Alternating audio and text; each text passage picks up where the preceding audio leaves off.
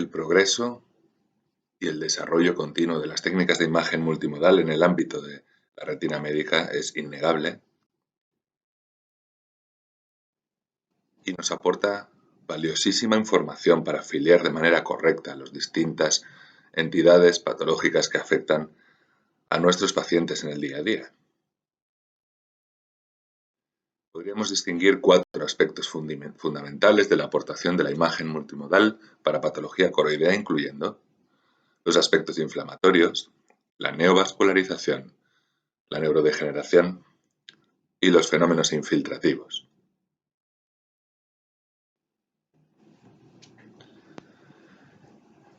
Por ejemplo, podemos encontrarnos en la exploración del fondo de ojo este característico aspecto granular de la región macular, en el que las pruebas complementarias van a ser determinantes, puesto que junto con ello aparece un patrón en guirnalda en la angiografía fluoresteínica y un patrón mixto de puntos y manchas hipocianescentes en el verde indocianina. Angiográficamente, la extensión suele ir más allá de la región macular, tanto en la fluoresteína como sobre todo en el verde indocianina.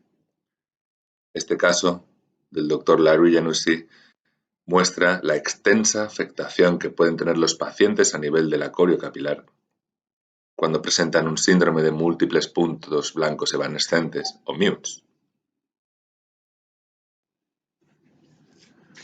Otro aspecto a tener en cuenta en la autofluorescencia es la característica imagen de hiperautofluorescencia lacunar de pacientes con MUTs. Y la estimulación con la luz produce que esas mismas lesiones puedan ser evanescentes conforme se hacen capturas sucesivas. Ese fenómeno, conocido como photobleaching, fue perfectamente documentado en este caso, publicado por el Dr. Bailey Freund. Sabemos además que en pacientes con MUTs el signo característico en la OCT son disrupciones a nivel de la capa de elipsoides de los fotorreceptores, como vemos en la imagen, que eventualmente pueden desarrollar ese aspecto que se ve en la región temporal como de hiperreflectividad columnar penetrando hacia la capa nuclear externa, incluso más hacia adentro de la retina neurosensorial. También en el lado nasal podemos ver esas disrupciones multizonales a nivel de los elipsoides de los fotorreceptores en pacientes con MUTs. La autofluorescencia en sí misma se ha considerado un criterio diagnóstico absolutamente esencial para pacientes con retinopatía aguda zonal oculta externa o AZOR.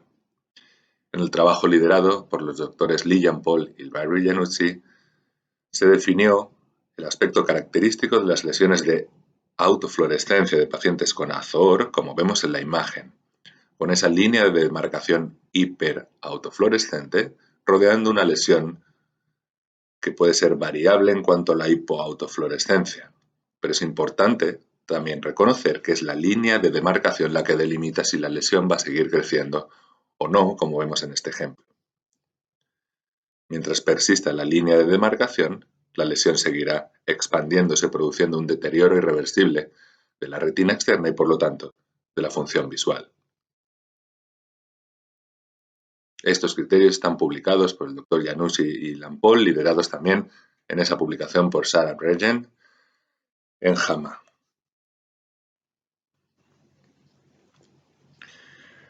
La tomografía de coherencia óptica estructural también es esencial para analizar los cambios inflamatorios o neovasculares que pueden acontecer en los pacientes, por ejemplo, con coroiditis multifocal, como vemos en la imagen. El problema es que realmente puede ser realmente complicado diferenciar unas y otras, porque muchas veces incluso persisten todos estos fenómenos en un mismo caso, en un mismo momento. El advenimiento de la OCT angiografía, desde luego, ayuda y mucho a descartar o confirmar la presencia de una neovascularización inflamatoria en pacientes con coroiditis multifocal. En cuanto a la neovascularización coroidea, la tomografía de coherencia estructural es esencial para fenotipar de manera correcta aquellos casos de degeneración macular asociada a la edad en su forma neovascular.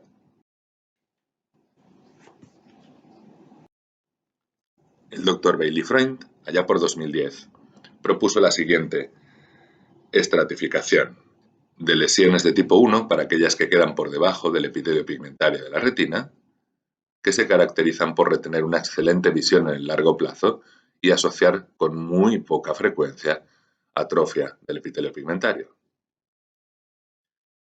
Las lesiones de tipo 2, que son las que crecen en el espacio subretiniano por encima del epitelio pigmentado, se caracterizan por la presencia de edema quístico, fibrosis subretiniana y evidentemente van a inducir una importante atrofia de retina externa y tienden a producir exudación crónica. Y por último, las lesiones de tipo 3, equivalentes a la proliferación angiomatosa retiniana. Tienen una excelente respuesta en términos de resolución de la exudación con el tratamiento antiangiogénico, pero sabemos que tienden a desarrollar atrofia geográfica multizonal a corto plazo. Es algo que no depende del tratamiento antiangiogénico, pero que va inherente al tipo de lesión y al fenotipo macular característico de los pacientes que desarrollan lesiones neovasculares de tipo 3 en degeneración macular asociada a la edad.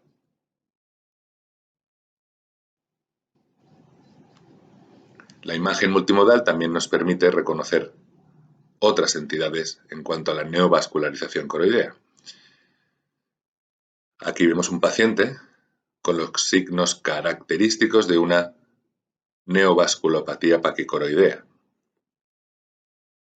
Vemos una paquidrusa, de acuerdo con la descripción de Rick Spade, y vemos un shallow PED, un desprendimiento del epitelio pigmentario realmente poco elevado, pero extenso, sobre una zona en la que se manifiesta una importante dilatación de los vasos de Haller, de la capa de grandes vasos de la coroides. Esto es lo que define una neovasculopatía paquicoroidea y la hace diferente de una coroidopatía serosa central crónica.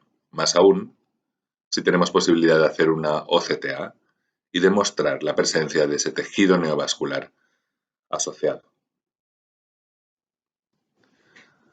La información de la angiografía fluoresceínica y la OCTA no es muchas veces superponible y por eso tenemos que recurrir a la imagen multimodal muchas veces. En este caso, vemos los signos que aparecen en la angiografía fluoresceínica y la imagen correspondiente en la OCTA, donde es muy difícil ver ese tejido neovascular en la angiografía fluoresceínica, mientras que realmente queda muy de manifiesto en la OCTA.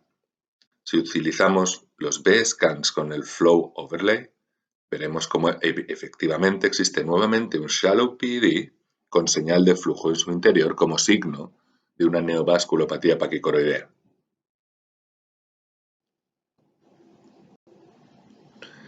En lo que respecta a las enfermedades neurodegenerativas distróficas, el protagonista, sin duda, es la autofluorescencia.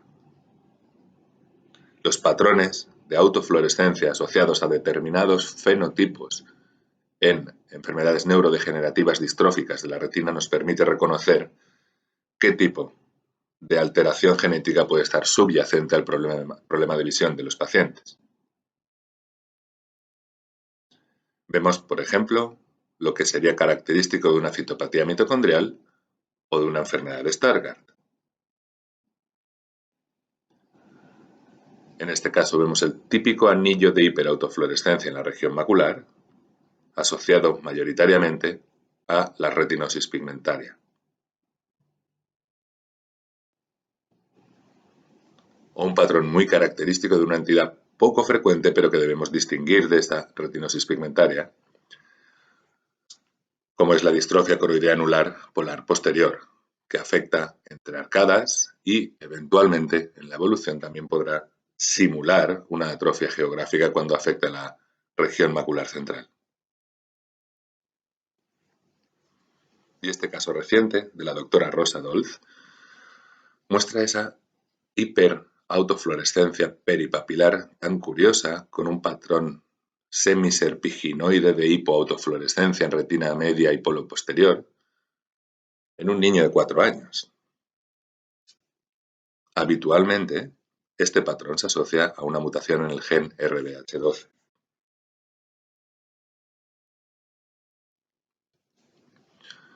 Por último, los fenómenos infiltrativos de la coroides también han de ser evaluados por imagen multimodal para poder determinar qué es lo que sucede. Vemos en este caso una tumoración temporal a la mácula que produce gran exudación. La angiografía fluorescínica y el verde indocianina en este caso van a ser determinantes para identificar el fenómeno de washout tardío en el verde indocianina característico de los hemangiomas coroideos. En este caso vemos cómo existe un desprendimiento seroso con degeneración quística a expensas de esa lesión tumoral con fenómeno de washout tardío en el verde indocianina, o sea, un hemangioma coroideo circunscrito. Los hemangiomas coroideos tienen un aspecto muy característico en la imagen de OCT, de acuerdo con la descripción de la gran Carol Shields.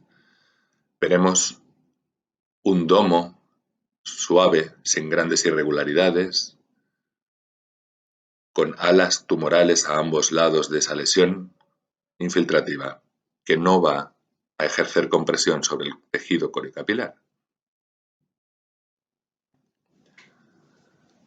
En otros pacientes podemos encontrarnos este aspecto de linfoma coroideo, perfectamente descrito por la doctora Shields como una ondulación en olas de mar, con presencia de fluido subretiniano, incluso intrarretiniano eventualmente. También característico el aspecto tomográfico de las metástasis coroideas. Y en estos casos, la doctora Shields apunta al aspecto bumpy-lumpy del epitelio pigmentario de la retina, con esas elevaciones ondulantes, con manifiesta compresión de la coriocapilar y con fluido subretiniano asociado en muchas ocasiones, con esa hiperreflectividad, con ese fluido hiperreflectivo.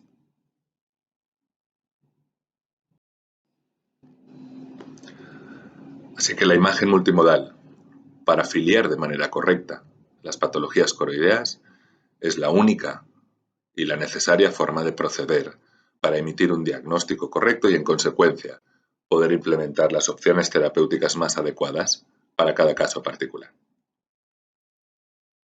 La imagen multimodal es esencial para afiliar los fenómenos de inflamación coroidea, de neovascularización coroidea, las enfermedades heredoneurodegenerativas y las lesiones infiltrativas coroideas.